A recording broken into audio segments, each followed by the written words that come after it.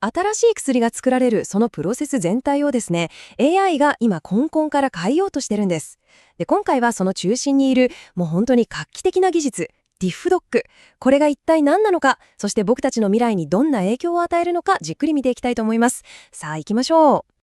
まずちょっと考えてみてほしいんですけど、なんで一つの薬を開発するのに10年以上、それから何千億円ものお金がかかっちゃうんでしょうか。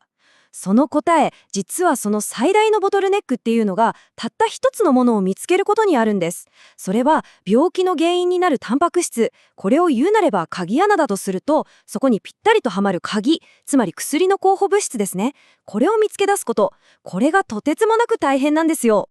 そうなんです。このスケールの話がめちゃくちゃ重要で、僕たちの体の中にあるターゲットとなる鍵穴はたった一つ。なのにそれに合うかもしれない鍵の候補ってどれくらいあると思います？これが文字通り何十億、いやそれ以上なんです。もうね、広大な砂漠の中からたった一粒のダイヤモンドを探し出すような、そんな途方もない作業。これがずっと創薬の大きな大きな壁だったわけです。で、この鍵と鍵穴が合うかどうかをコンピューターの中で試してみる技術。これを分子ドッキングって言うんですね。どの鍵がどういう角度でどれくらいガチッとはまるのか。これをコンピューター上で正確に予測できれば、開発の最初のステップがもう全然違うものになるわけです。じゃあ、このディフドックっていうすごいのが出てくる前、研究者の人たちはどうやってこのデジタルな鍵探しをしていたんでしょうか。実はですね、そこにはいつもすっごく悩ましいトレードオフがあったんです。スピードを優先するのか、それとも正確さを優先するのか、この二者択一ですね。昔のやり方には大きなジレンマがあったんです。一つが総当たり探索。もう考えられるパターンを全部試すっていう力技ですね。これスパコンを使ってもめちゃくちゃ時間がかかるんですけど、その代わり答えはすごく正確。でももう一つが深層学習を使ったやり方。こっちはね、びっくりするくらい早い。でも残念ながら精度がいまいちなことが多かったんです。遅いけど正しい道を行くか、早いけど間違えるかもしれない道を行くか、これどっちも選びたくない究極の選択ですよね。ところがですよ、この行き詰まった状況をガラッと変えるブレイクスルーが、本当に全く予想もしないところからやってきたんです。どこだと思います？なんと、絵を描く AI、画像を生成する AI の世界。そう、AI アーティストたちの技術からそのヒントが見つかったんですよ。その鍵となった技術が、これ、拡散モデルです。皆さんも多分見たことあると思うんですけど、ミッドジョーニーみたいな画像生成 AI って最初はただのザラザラしたノイズ、テレビの砂嵐みたいな状態からスタートしますよね。で、そこから少しずつ、ちょっとずつ形をはっきりさせていって、最終的にめちゃくちゃ綺麗な絵を完成させる。ディフドッグはまさにこの発想を分子の世界に持ってきたんです。じゃあ、具体的にどうやるのか見ていきましょうか。まず AI はですね、薬の候補となる分子をターゲットのタンパク質から見て、もう全然関係ないデタラメな場所にポツンと置くんです。これがさっきの画像生成 AI でいうところのノイズの状態ってわけですね。で、ここからがめちゃくちゃ面白い。AI はこのノイズをだんだん消していくみたいに、分子の位置と角度をほんのちょっとずつ正しい方向へ調整していくんです。イメージとしては、深い霧が晴れていって、向こうにある建物の輪郭がだんだん見えてくる感じ。そんな風にあるべき姿へと導いていくんですよ。そして、ついに、最も安定して完璧にカチッとはまる場所を見つけ出す。一気に答えを出すんじゃなくて、こうやって一歩一歩段階的に正解ににじり寄っていくアプローチ。これこそがディフドッグがとんでもない精度を叩き出せる最大の秘密ってわけなんです。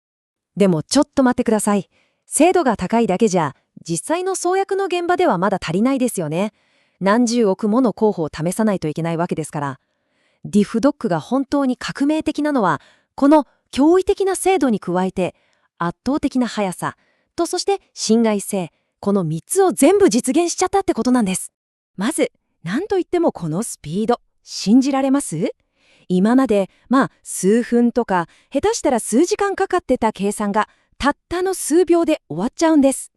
何百万、何千万っていう膨大な候補をチェックしなければいけない創薬の世界で、これがどれだけすごいことか、まさにゲームチェンジャーですよ。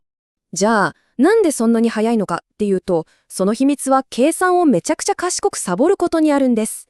分子って本当はものすごく複雑にぐにゃぐにゃ動くんですけど、ディフドックはそれを全部真面目に計算したりはしない。大事なのは分子全体がどう動いて、どう回転して、それから関節みたいに曲がる部分がどうなるかっていうポイントだけ。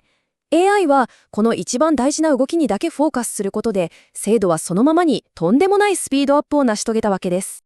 それだけじゃないんです。ディフドックはすごく賢いダブルチェック機能も持ってるんですよ。どういうことかっていうと、まず1人目の AI がこんな風にはまるのはどうでしょうって提案する。すると2人目の AI がそれをチェックして、その答えが正しい確率は 95% だね、みたいに自信のスコアをつけてくれるんです。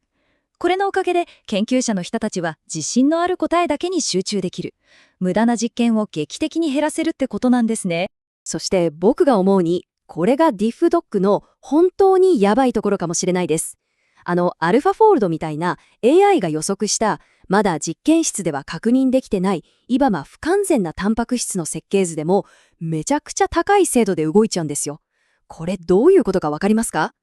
例えば、全く新しい未知のウイルスが出てきたとする。そのウイルスの構造が AI で予測された。その瞬間に、もう薬作りをスタートできるってことなんです。このスピード感すごくないですか？さて、ここまでディフドックの凄さを見てきましたけど、じゃあ、こういう技術が僕たちの医療の未来をどう変えていくんでしょうか。その可能性はもう本当に計り知れないものがあります。例えば、10年以上かかってた薬作りの期間を劇的に短くできるかもしれない。それだけじゃない。患者さん一人一人の遺伝子の違いに合わせたオーダーメイドの薬を作る個別化医療。あるいは昔からある薬の新しい使い方を見つけ出すドラッグリポジショニング。さらにはこれから来るかもしれない新しいパンデミックに備えて超高速で薬を設計する。こんな未来がもうただの夢物語じゃなくて、すぐそこの現実的な目標になってきてるんです。まさにこの言葉が全てを表してると思いますね。AI が創薬っていう未来の治療薬を生み出す巨大なエンジンだとしたら、ディフドックはその性能を極限まで引き出すための超高性能ターボチャージャー。